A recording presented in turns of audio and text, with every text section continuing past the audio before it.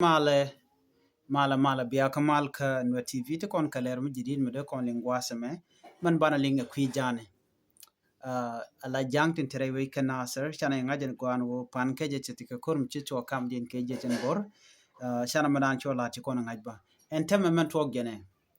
ala jej en tere wich ka bure biye me chi bure biye ke dio je kon dial chi kon ngach we are aware of that right now wa ken chi kan yogo je dio je tanin chi je tone wukan ka makir payam jo me alar mishala dio je kor tak men paywe wal chi umnan runwang wa chala do ken wukan ka makir de kon information de kon kulo top kan e kon diala kon tin bin min o tieda rodun ko jangwa dan wo gatin by the way ken chicken yen kana okay chicken yen kana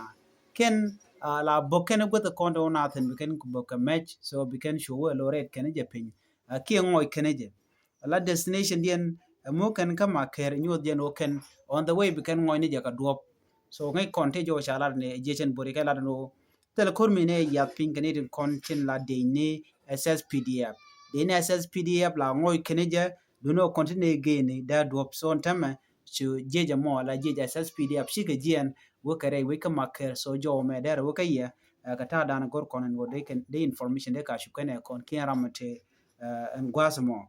so de bidan dera te shunka jan jodana gor bunyo ekel ti jo pro jeno jen benam bidan nyane ko kembe atemal